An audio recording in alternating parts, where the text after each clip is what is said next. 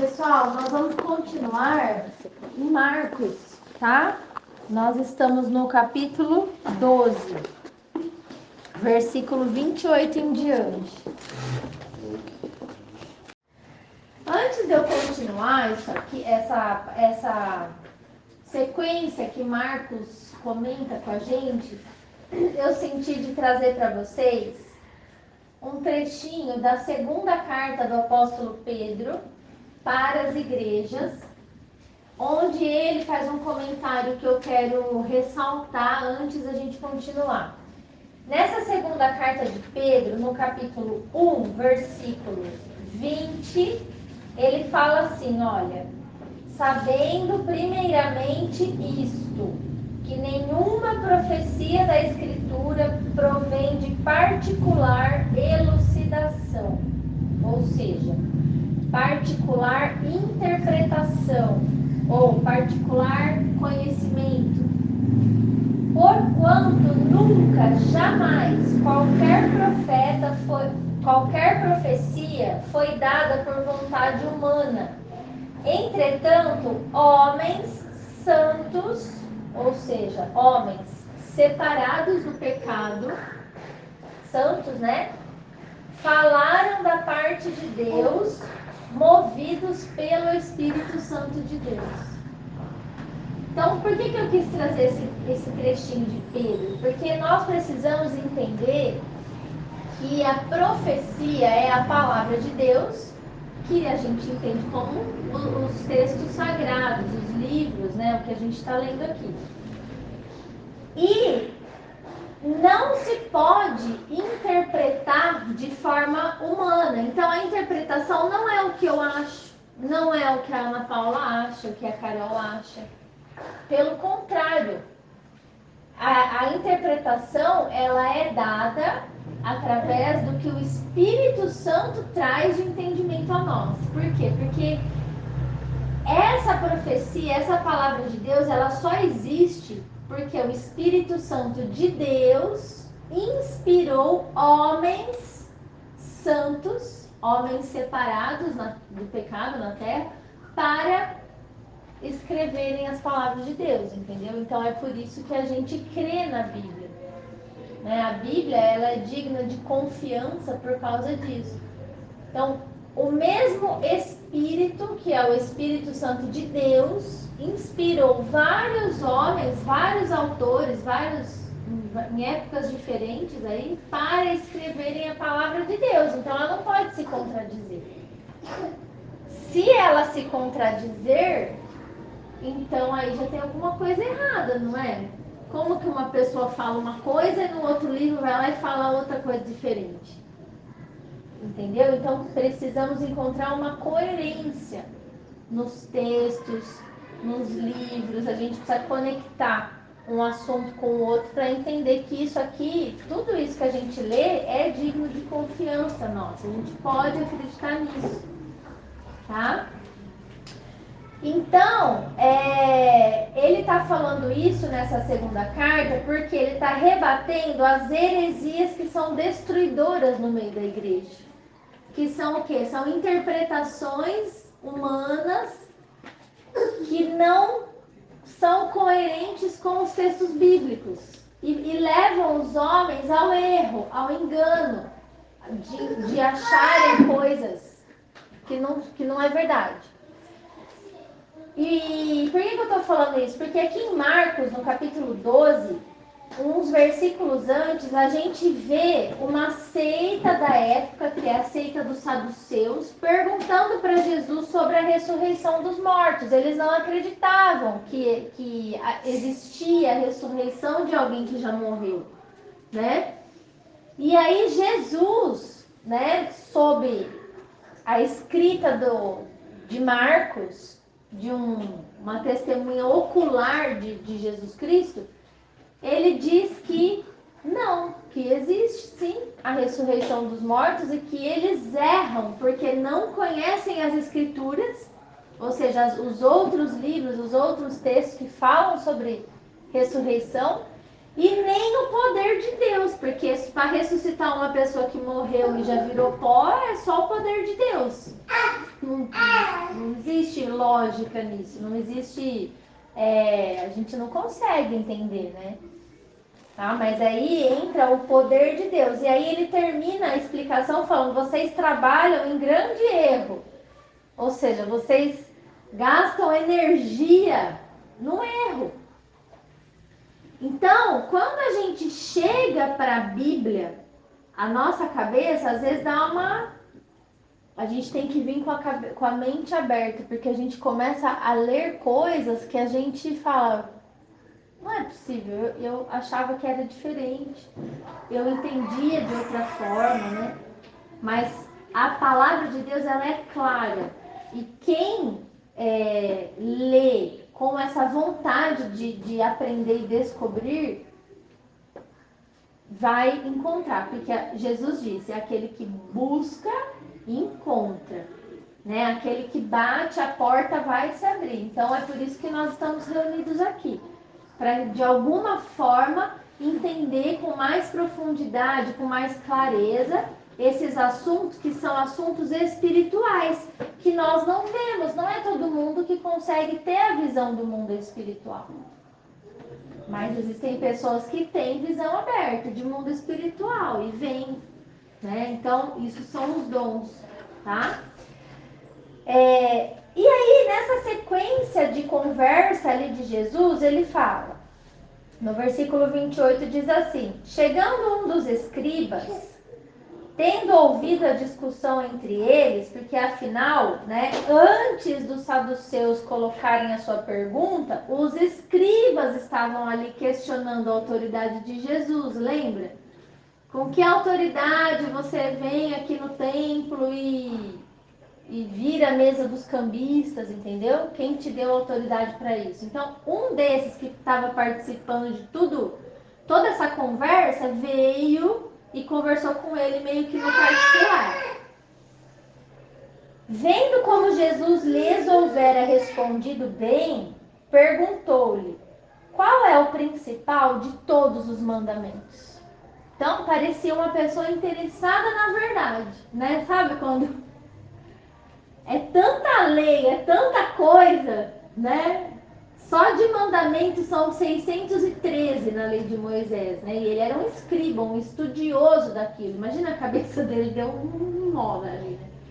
Ele chega para Jesus e fala: qual é o principal? Como que ele fizesse um resumo de tudo.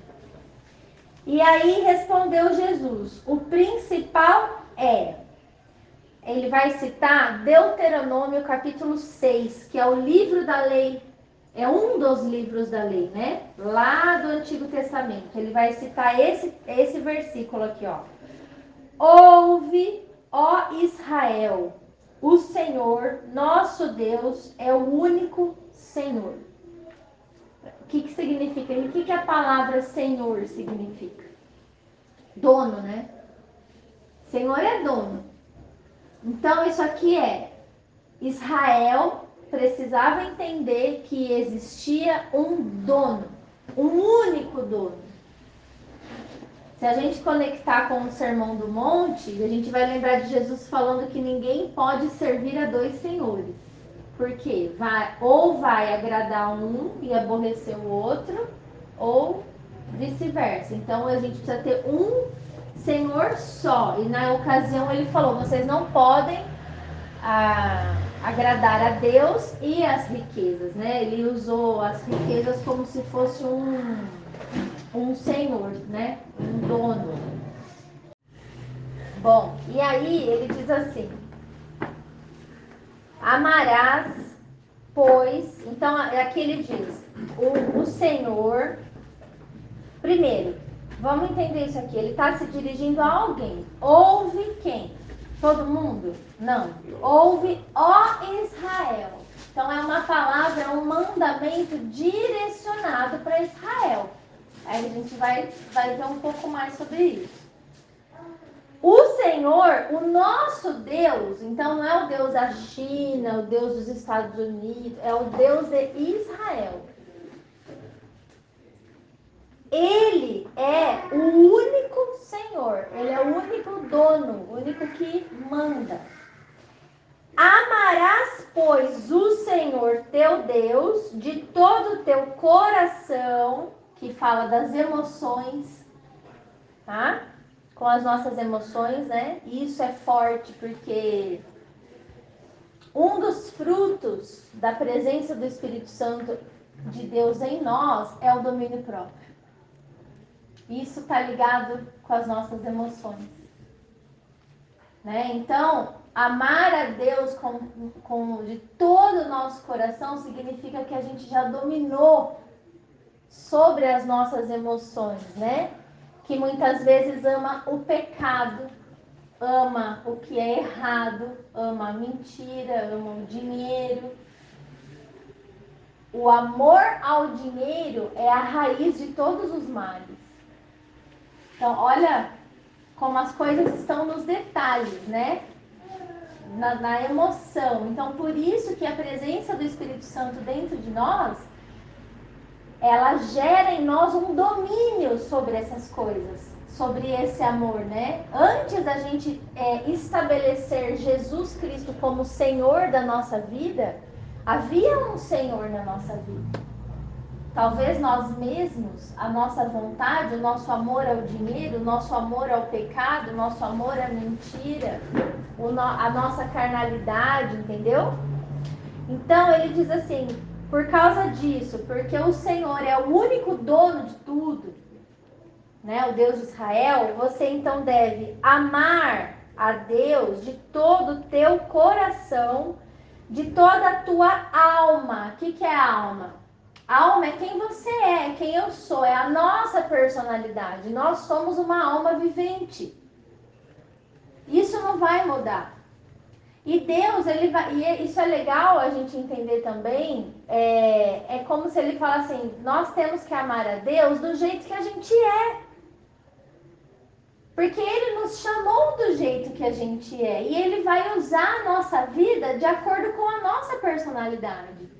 Eu sempre falo que se Deus não tivesse levantado uma pessoa, uma personalidade como a Kelly para me apresentar esse Jesus, eu não teria me convertido. Eu precisava de uma pessoa firme para conversar comigo sobre essas coisas, porque eu já chegava cheia de conceitos. Eu sempre tive a cabeça feita, né? Então ela era uma pessoa firme, ela não titubeava para falar das coisas que ela já tinha experimentado com Jesus, sabe? E aí, com aquela personalidade forte, daquele jeito que ela é, Deus usa até hoje, né? Usou a vida dela para me alcançar onde eu ia lá atrás. Então a gente não tem que chegar para Cristo, amar a Deus, fingindo ser o que a gente não é. Deus odeia a hipocrisia, gente. Nós somos o que somos, nós somos assim, né? E amar a Deus de todo o teu entendimento. Porque entendimento fala do quê? De racionalidade. Nós precisamos compreender as coisas. Como que você ama aquilo que você não compreende, aquilo que você não entende, aquilo que você não conhece? Não faz nenhum sentido. Né? Então, por isso que a gente não fica na superficialidade. A gente vai conhecendo a Deus mais e mais, o caráter dele, como ele é, as suas características, os seus atributos, porque quanto mais a gente entende Deus, mais a gente ama ele. Então, o amor a Deus, o que é pedido a nós, não é uma fé cega. Né? Ah, eu tenho que amar a Deus, então eu amo ele, mas eu... Não, é algo com entendimento, com racionalidade, a gente precisa entender. E de toda a tua força, por quê? Porque nós precisamos ser fortes, perseverantes naquilo que a gente quer, né? Eu falo que a vida cristã, a vida de um cristão é uma porta estreita, né? Eu falo não, foi ele que falou isso. O caminho é estreito, a porta é estreita, é apertada e só vai passar aquele que quer muito. Então a gente tem que usar da nossa força. Às vezes a gente está cansado, sem ânimo, muitas situações ao redor, a gente não tem forças para continuar, porque as situações da vida são muitas. Muitas são as nossas dúvidas, muitas são as nossas dores, mas a gente precisa ter força. Porque amar a Deus exige isso de nós, né? Jesus falou que aquele que perseverar até o fim, esse será salvo.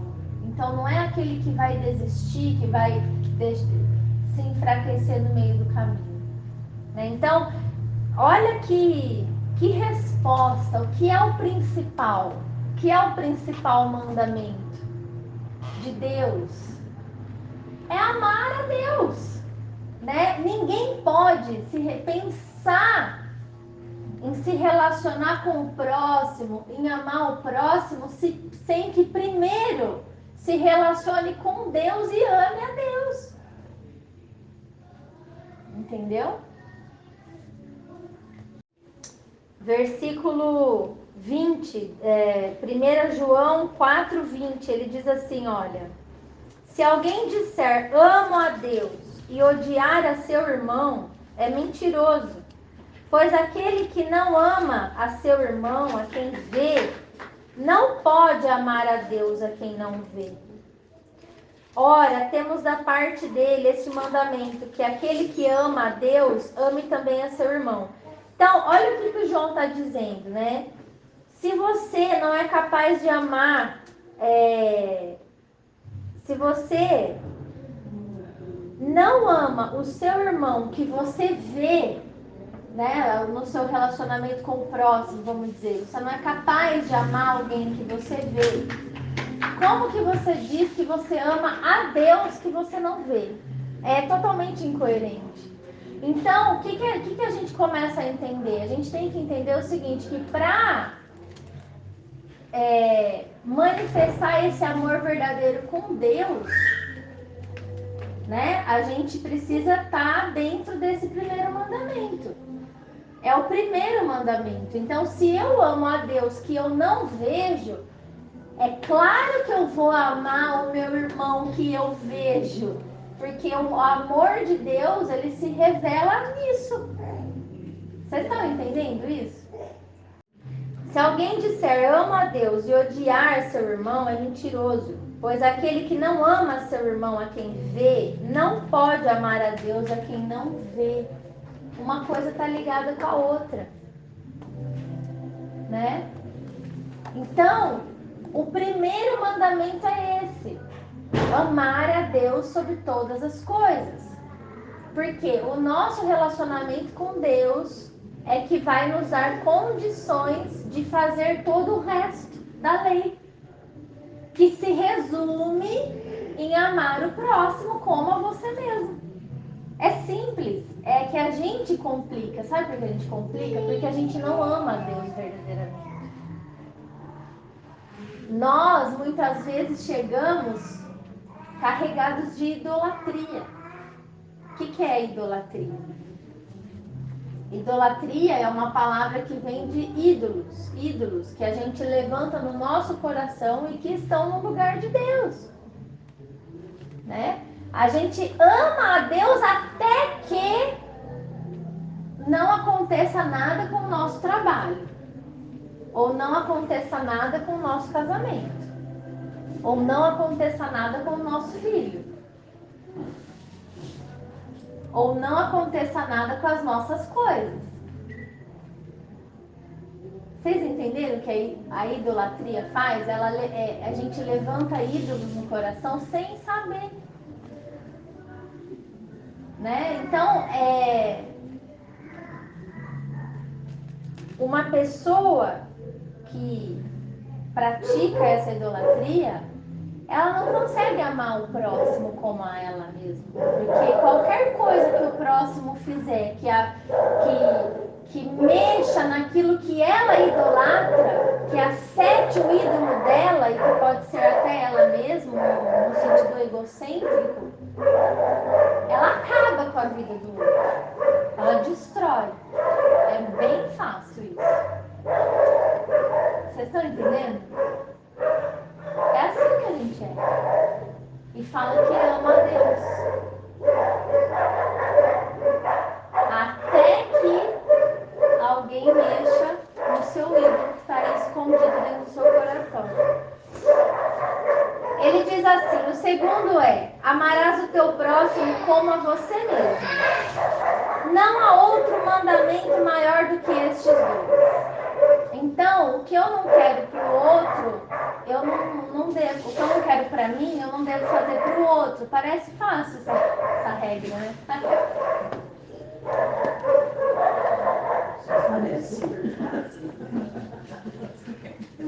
Só parece fácil. Mas vocês percebem como uma coisa está ligada à outra? Sim. O que o João disse, né? Pode ser que ama Deus e odeia. E odeia o irmão próximo, né?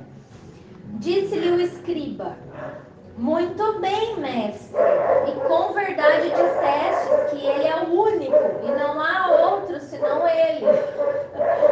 O escriba elogiou o Jesus. Ele falou, olha, muito bem, professor. Muito bem, Jesus, né? Não existe outro Deus. Quer dizer, Jesus falava que era Deus na terra. Vocês estão entendendo? Então ele já estava dando uma cutucada ali em Jesus, né? Com relação a isso, né? Não existe outro. E você fica falando que você é, né? Que você tem o poder de perdoar pecados na terra e tudo, né? Aí ele fala que amar a Deus de todo o coração e de todo entendimento, de toda força, e amar ao próximo como a si mesmo, ultrapassa todos os holocaustos e sacrifícios. Isso é verdade, isso está na lei do Antigo Testamento. Não adianta você fazer sacrifício, você entregar ofertas, holocaustos, que eram rituais da antiga aliança, mas que para nós hoje é a mesma coisa. Sem cumprir esses mandamentos. Deus não recebe.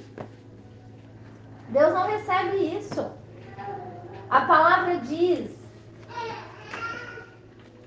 olha só, a palavra diz lá na carta de Pedro, eu vou ler dois textos para vocês entenderem como Deus ele não recebe nada que não esteja alinhado com aquilo que Ele espera de nós. Olha aqui, na primeira carta de Pedro, no capítulo 3, ele diz assim, no versículo 7. Maridos, vós igualmente vivei a vida comum do lar com discernimento, e tendo consideração para com a vossa mulher como a parte mais frágil. Tratai-a com dignidade, porque sois juntamente herdeiros da mesma graça de vida, para que não se interrompam as vossas orações. Então, quer dizer, dependendo a forma como o marido trata a mulher dentro de casa, as orações dele podem ser interrompidas. Deus não ouve. Por quê? Porque amar a Deus sobre todas as coisas e ao próximo como a você mesmo é o que ultrapassa, excede todos os outros mandamentos. Todos os outros. Então não adianta fazer tudo certo, né? Vocês estão entendendo que Deus não ouve. Se ele não aplicar isso no lar, no convívio do lar, as orações dele serão interrompidas. Deus não ouve, pode orar, Deus não tem parte. Por isso que falam na parte que não é para você dormir sem se acertar, né? Sim, exatamente. Dormir com, né? Não se ponha o sol sobre a vossa ira, né? Você está irado, né? Irai-vos, porém não pequeis. Quer dizer, a gente é humano, entende? Mas é aquela coisa do domínio próprio. Se você tem a presença do Espírito Santo, você domina sobre os seus sentimentos e não os seus sentimentos dominam você. Entendeu? Então a gente sente ira, lógico. A gente sente tudo. Mas a gente também consegue agir de acordo com o que Deus tem para nós. Por quê? Porque a gente ama a Deus sobre todas as coisas. Antes de amar um marido, uma esposa, um filho, a gente ama a Ele. Então, ó, nessa situação está escrito claramente que orações são interrompidas. Deus não ouve quando não há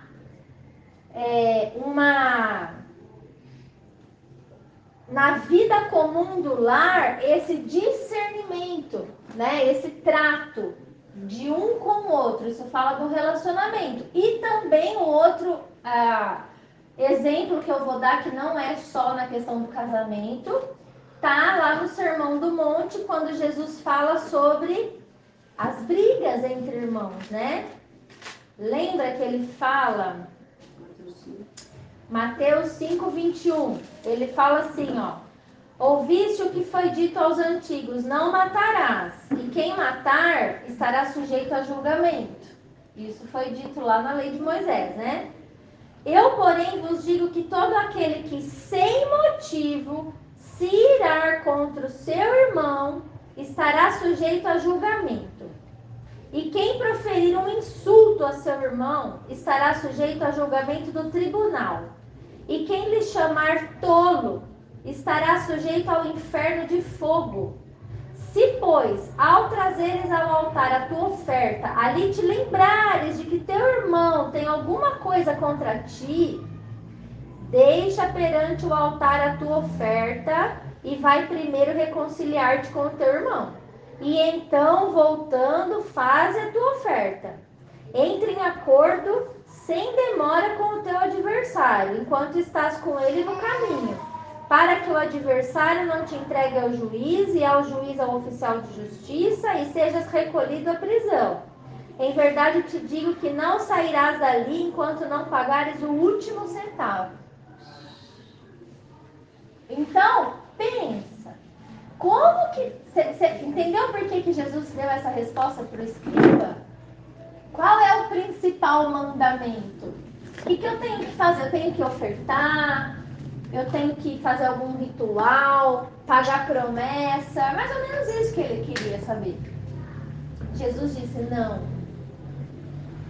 Os dois principais, se você entender isso, que o teu relacionamento com Deus, você precisa guardar as 7 chaves na sua vida particular, é tua particularidade, não depende de ninguém, não depende. O meu relacionamento com Deus, eu vou dar o meu exemplo, não depende do Ronaldo pegar na minha mão e me levar para fazer oração, me levar numa igreja, me levar em um grupo, não depende dele. Não depende dos meus filhos ficarem doentes para eu correr atrás de Deus. Não depende de nada disso. Meu relacionamento com Deus depende de mim, do meu querer. Eu preciso querer. Independente de tudo.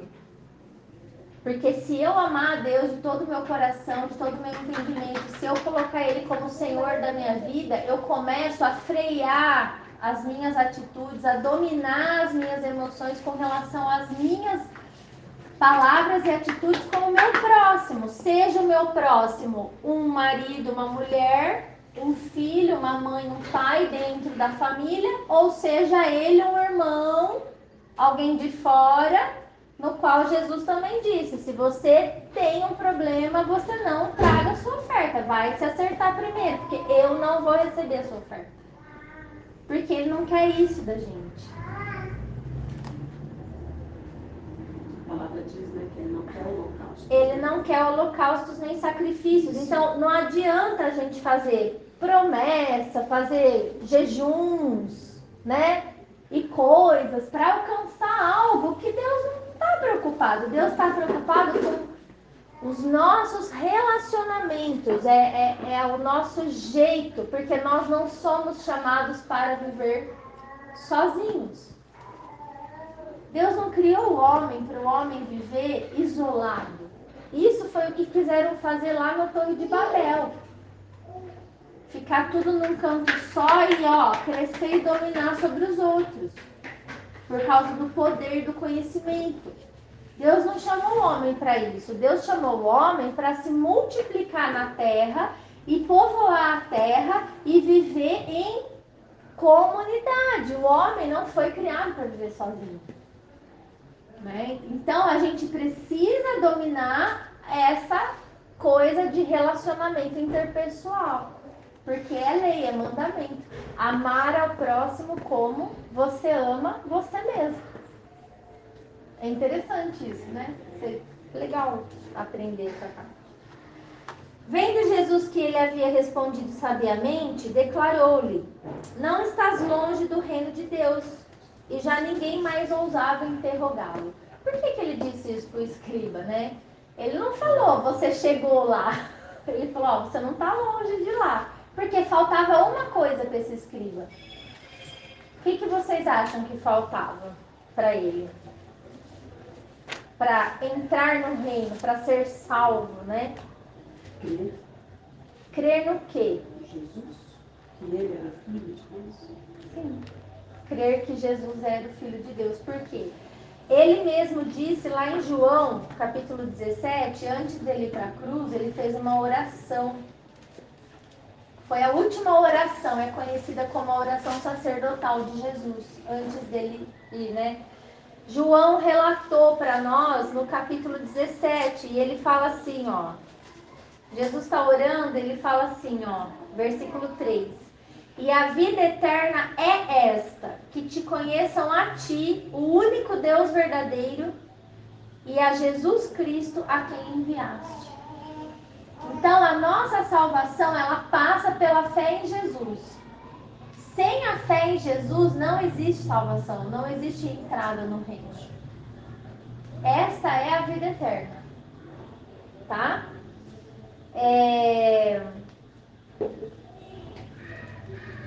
Outro texto que fala sobre isso está no capítulo 1 de João, que Jesus, que diz assim, capítulo 1, versículo 12, né?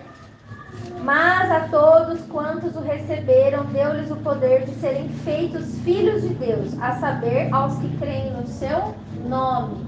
Então, é pela fé em Cristo.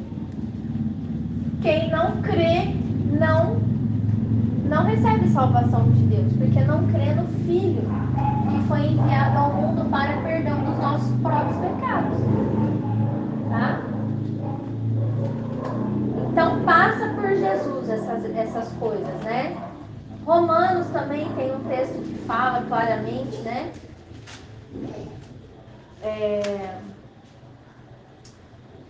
Fala, deixa eu lembrar aqui.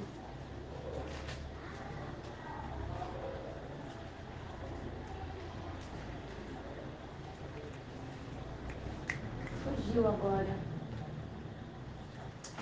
Romanos 9.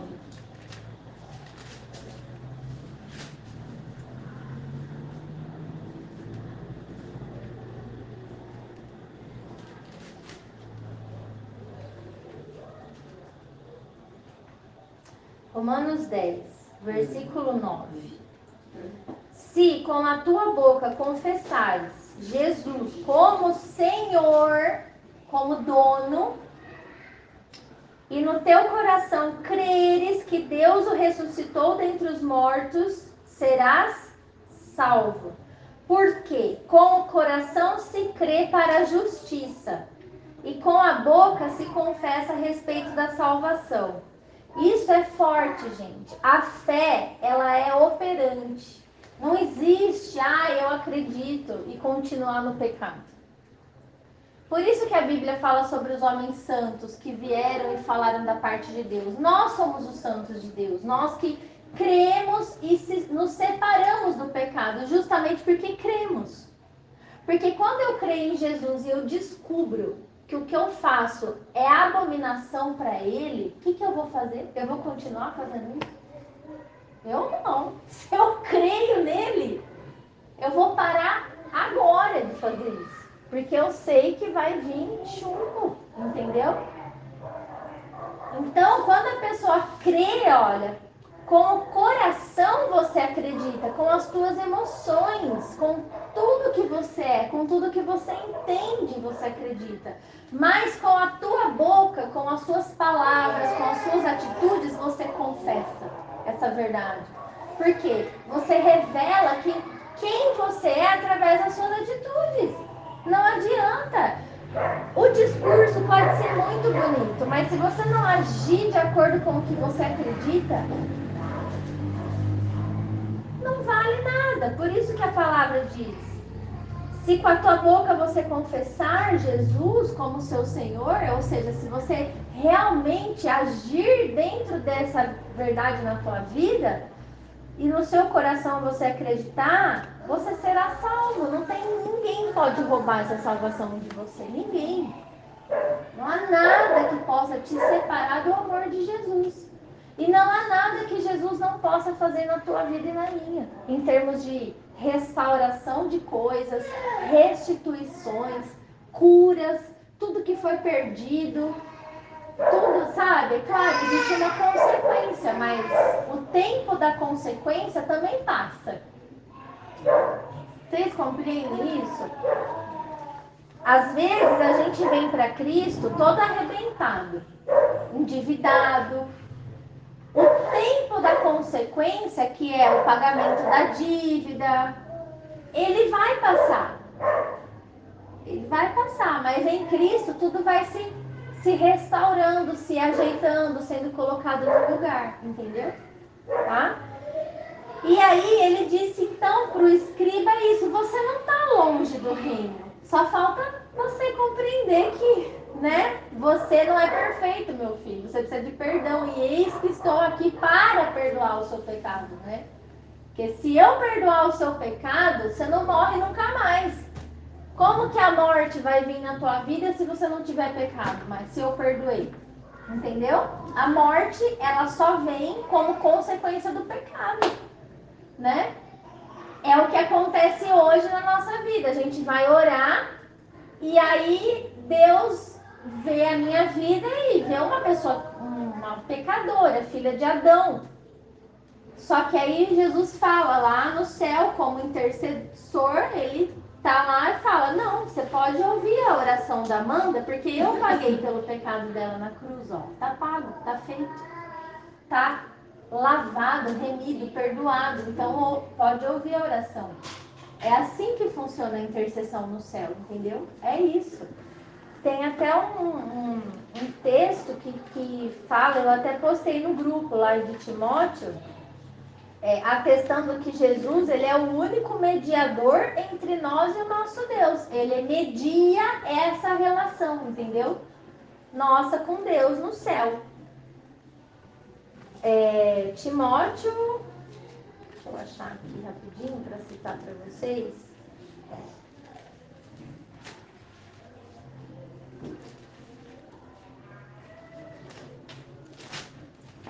Acho que é 1 Timóteo. Olha só, 1 Timóteo 2, 5, de novo, eu vou ler desde o 4, que é para a gente saber qual é a vontade de Deus, né?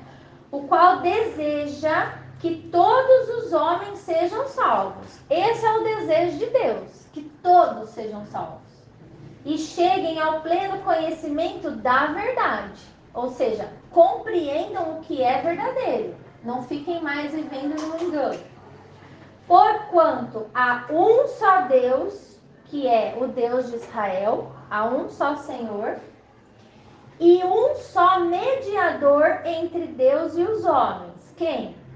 Cristo Jesus, homem, o qual a si mesmo se deu em resgate por todos.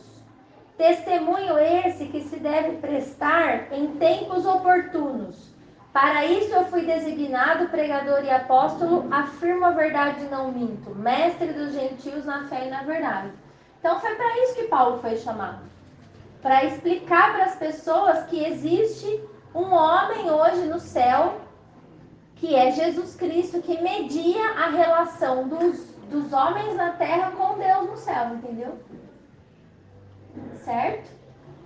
Nessa sequência dessa conversa com o escriba, quando ele, olha a conexão, ele falou: você não está longe do reino. E aí ele vem falando assim, ó, Jesus ensinando no templo perguntou: como dizem os escribas que o Cristo, ou seja, que o Messias é filho de Davi? Ele fez essa pergunta lá. Por quê? Ele queria mostrar para aqueles estudiosos da Bíblia, dos Salmos de Davi, que o Messias era o próprio Deus na terra, entendeu? E que estava ali na frente dele. Então ele queria se revelar dessa forma. Então ele fala, como que eles explicam que o Messias é filho de Davi? O próprio Davi falou pelo Espírito Santo, aí ele vai citar o Salmo 110, versículo 1. O Davi escreveu assim, ó. Disse o Senhor ao meu Senhor, assenta-te à minha direita, até que eu ponha os teus inimigos debaixo dos teus pés. Aí Jesus fala, o mesmo Davi chama-lhe Senhor. Como, pois, ele é seu filho? E a grande multidão ouvia com prazer. Então, o que ele colocou ali? Ele disse assim, como pode um pai chamar o seu filho, o seu descendente de meu Senhor? É isso que ele perguntou. Porque Davi faz isso no Salmo. E o Messias seria filho de Davi, pela genealogia. Então Jesus estava dizendo em outras palavras, porque eu sou Senhor, eu sou o dono de todos. Eu só vim da genealogia, eu nasci como homem na terra, mas eu sou Deus que se encarnou na terra. Deus que se fez carne. Então Jesus, ele já existia antes de nascer na terra. Vocês compreendem isso? Ele sempre existiu. Jesus se encarnou. Isso está escrito lá em João capítulo 1, versículo 1. Está escrito claramente para nós.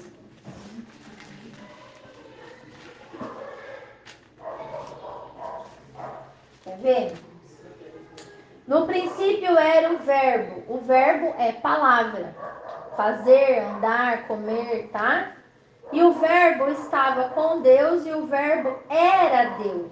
Ele estava no princípio com Deus e todas as coisas foram feitas por intermédio dele. E sem ele nada do que foi feito se fez. A vida estava nele e a vida era a luz dos homens. Tá? Então, o que acontece? Quem que é esse verbo? É Jesus antes de nascer na terra como um homem. Entendeu?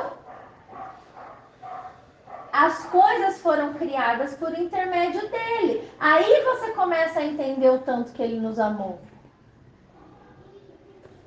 Filipenses 2. Deixa eu só fazer uma pergunta. Pode fazer. A luz aqui no caso é o conhecimento? Também, porque ele é a sabedoria, né? Provérbios 2 está falando sobre a sabedoria, a sabedoria personificada como uma pessoa. E ali você encontra Cristo. A luz é o conhecimento, tá? Ó, Filipenses 2, versículo 3, 5 em diante, olha o que está escrito. Tende em vós o mesmo sentimento que houve também em Cristo Jesus, pois ele, subsistindo em forma de Deus, ou seja, ele sempre existiu, ele sempre foi Deus, não julgou como usurpação o ser igual a Deus. Antes, a si mesmo se esvaziou, assumindo a forma de servo, tornando-se em semelhança de homens e reconhecido em figura humana. A si mesmo se humilhou, tornando-se obediente até a morte, morte de cruz. Então, o que Jesus fez? Ele aceitou se despir de toda a glória que ele tinha no céu como Deus que ele era. Porque nós não fomos feitos à imagem e semelhança de Deus? Nós não temos esse formato humano? De onde veio isso, se Deus é Espírito? Deus Pai é Espírito. Veio de Jesus, ele já existia assim, exatamente como essa cor, com esse formato lá. Só que revestido de glória e majestade e poder. E a vida estava nele, a luz, ele era a luz dos homens, entendeu? Só que aí o que ele aceitou, segundo o que Paulo está escrevendo, ele aceitou a humilhação, ele se esvaziou e veio como um bebê na terra, como um ser humano, olha, reconhecido em figura humana. humana, a si mesmo se humilhou, tornando-se obediente a Deus Pai, que é Espírito, até a morte e morte de cruz. Quando eu penso nisso, eu entendo o grande amor de Deus por nós. Imagina o Criador de todas as coisas, o doador da vida, sendo cuspido. Ele apanhou, ele ficou pelado na frente de todo mundo. Você imagina isso? Colocaram uma coroa de espinhos na cabeça dele e falavam: você é o rei dos judeus, salve-se a si mesmo, se você é o filho de Deus. E a gente não aguenta um desaforinho, né? A gente não quer aguentar nada. A gente não quer escutar nada. A gente quer revidar tudo, responder tudo, falar tudo que a gente quer, como se não houvesse o amanhã. Ou seja, a gente não olha para Jesus. Porque se a gente olhasse para Jesus, a gente engolia muitas coisas, muitas palavras, muitos... Engolir o sapo sem arranhar o sapo. Isso. Toda idolatria seria derrubada do nosso coração se a gente olhasse para Jesus. Se a gente amasse a Deus verdadeiramente sobre todas as coisas, né? Ele fala assim, pelo que também, né, por causa disso, porque ele foi obediente, deu exemplo para nós e ensinou o caminho, Deus o exaltou sobremaneira, ele deu um nome que está acima de todo nome, para que ao nome de Jesus se dobre todo joelho nos céus, na terra e debaixo da terra, e toda língua confesse que Jesus Cristo é Senhor, para a glória de Deus Pai. Então, você entende como tudo passa por Ele? Né? Ele é o Senhor. E aquele escriba precisava entender isso, que diante dele estava o rei de Israel, o Deus de todas as coisas, né? Bom, e ao ensinar, ele dizia, né? Guardai-vos dos escribas. Cuidado com eles. Porque eles gostam de andar com vestes talares, elegantes. E eles gostam das saudações nas praças. Eles gostam que todo mundo os reverencie pelo que eles são, né? Por quem eles são. Cuidado com eles. Eles gostam das primeiras cadeiras nas igrejas, né, nas sinagogas, dos primeiros lugares nos banquetes. Eles gostam de ser honrados pelos homens, de estar em lugar de destaque. Os quais eles devoram as casas das viúvas e, para os justificar, fazem longas orações. Estes sofrerão juízo muito mais severo. Porque eles vão lá, o que é devorar a casa da viúva? É arrecadar. A viúva é alguém que necessita. A pessoa está precisando receber ajuda, precisando receber o dinheiro, o amparo de alguém. Aí vai o sacerdote, só porque é sacerdote, e vai lá e termina de arrancar dela e esfolar o couro dela. Mas aí ele está fazendo orações, ele está fazendo jejuns, entendeu? E Deus vai acabar com a raça dessas pessoas. Porque não existe troca, essa troca não pode existir. Né? Tá? E aí ele estava falando isso de frente com o gasofilácio, que era um lugar onde as pessoas colocavam as ofertas no templo. Assentado diante do gasofilácio, ele observava como o povo lançava ali o dinheiro.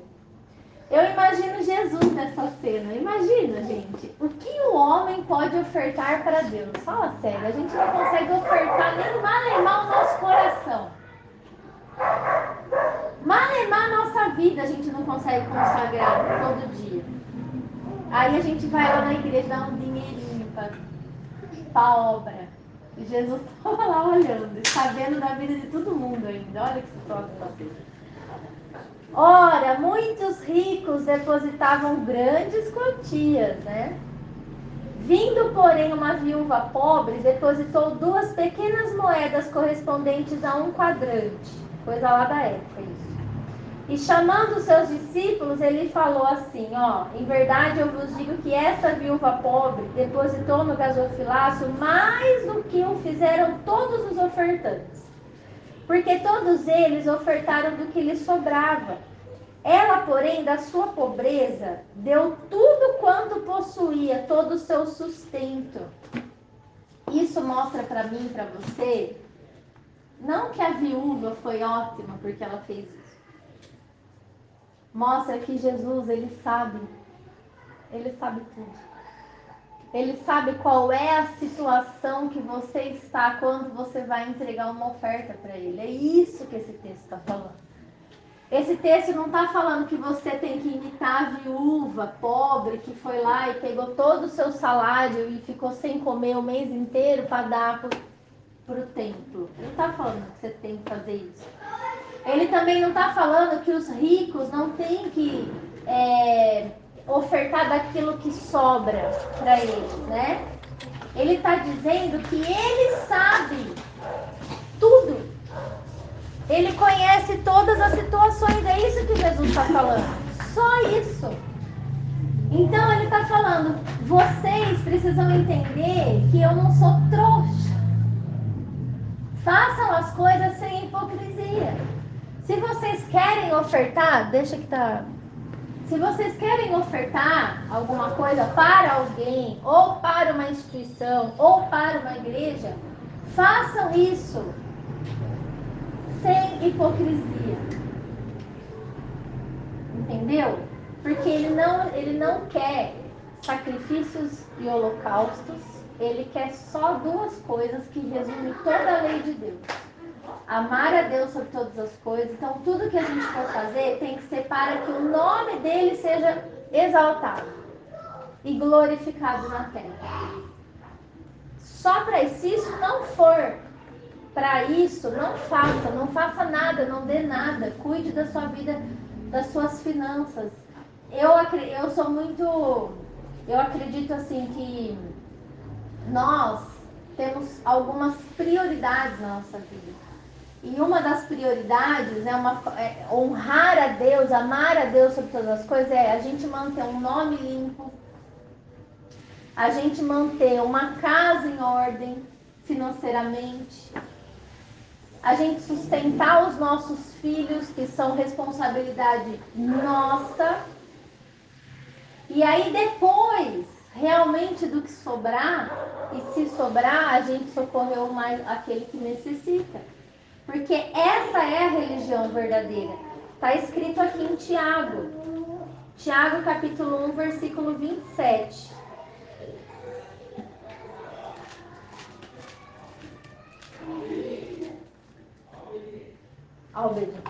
A religião pura e sem mácula para com o nosso Deus e Pai é esta: visitar os órfãos e as viúvas nas suas tribulações, ou seja, fomos chamados para socorrer os necessitados, sim, os verdadeiramente necessitados, né?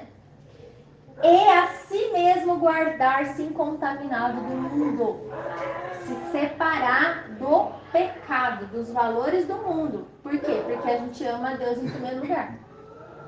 Então, essa é a verdadeira religião, né? Só que a gente só pode ajudar alguém quando a nossa vida já está em ordem. Porque se a gente não está com a vida em ordem, quem precisa ser ajudado é a gente. A gente não tem que fazer bonito para ninguém. De dar oferta, de fazer isso ou fazer aquilo. Arruma a tua casa primeiro. Né? É assim, é isso que Deus quer da gente, né? Tem um texto que eu acho que eu não vou lembrar de cabeça, que Paulo fala, né? Os pais, eles foram chamados para deixar...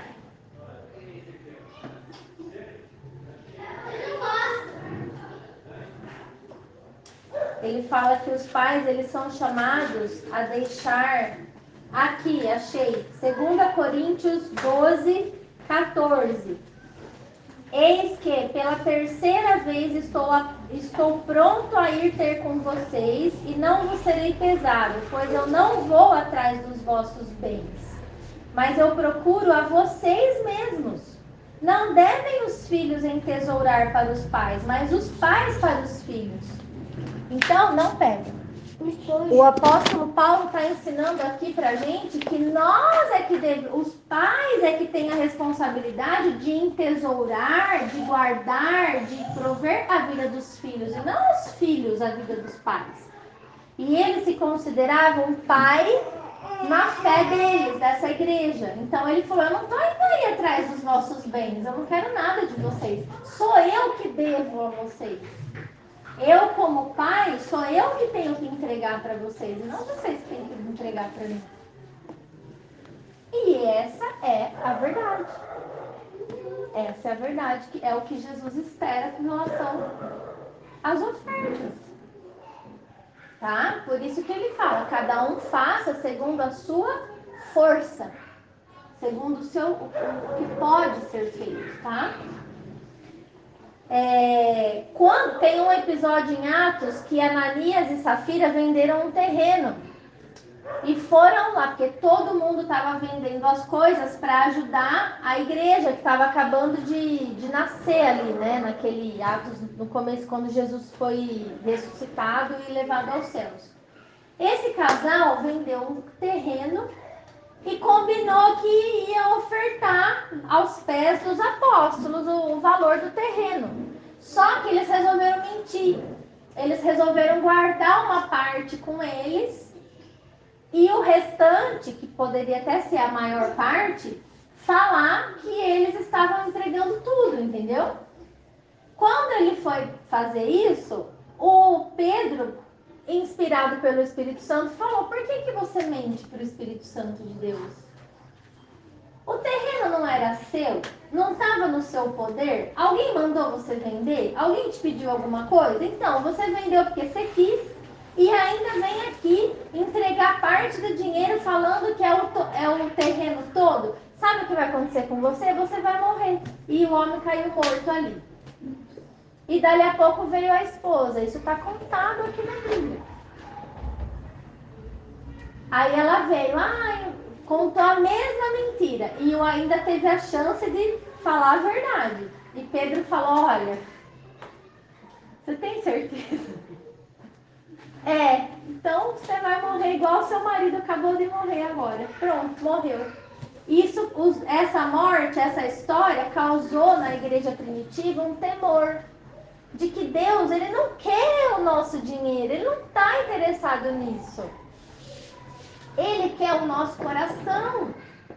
Por isso que ele mostrou ali para os discípulos, olha, essa viúva que deu 2 moedas, quem olhar e falar, só 2 moedinhas, ela deu muito mais do que todos que ofertaram, todos. O coração dela, ele foi o que mais ofertou, porque ela vai ficar sem agora. Entendeu? Ela não mentiu, né? Foi verdadeira. Ninguém mentiu. Nem os Não, outros. esse casal mentiu. Sim, né? Esse casal mentiu a Deus. Quer dizer, quis fazer bonito. Olha, vamos levar uma bolada. A gente guarda um pouquinho, só para as pessoas verem que a gente também, né, tá fazendo bonito aí.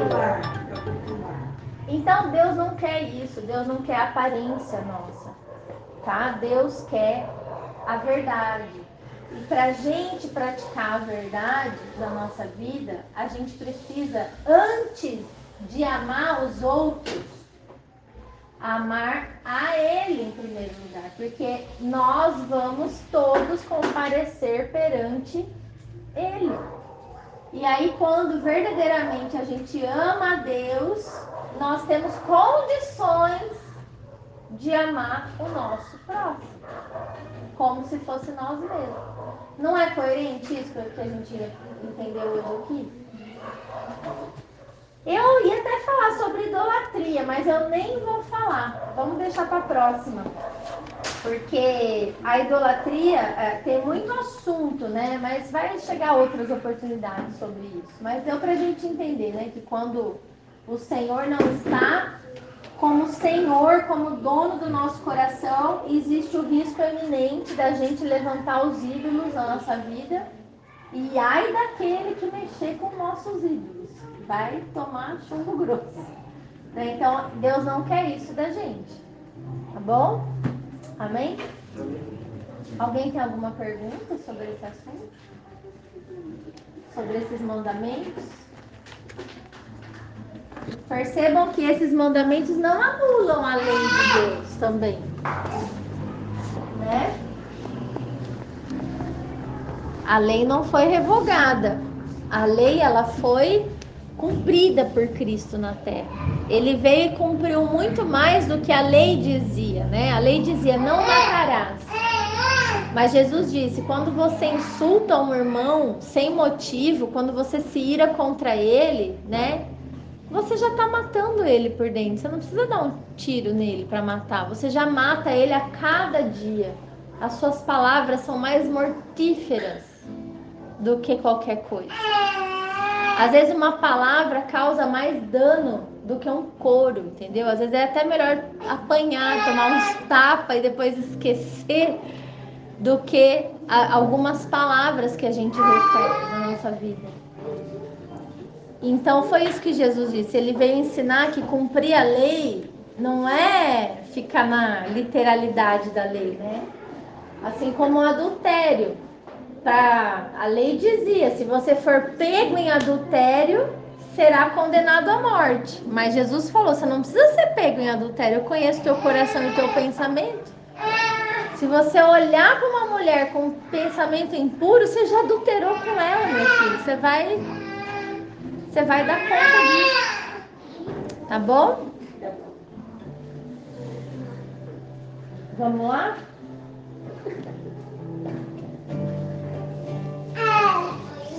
Fecha seu olho agora, tenta se conectar com Deus, né? De acordo com essas palavras que foram faladas. E se você sentir vontade, peça perdão a Ele também por alguma coisa que foi falada, né? Hoje, que você faz ou fez ou não quer fazer mais. Vamos tentar deixar o Espírito Santo tratar isso dentro do nosso coração, tá?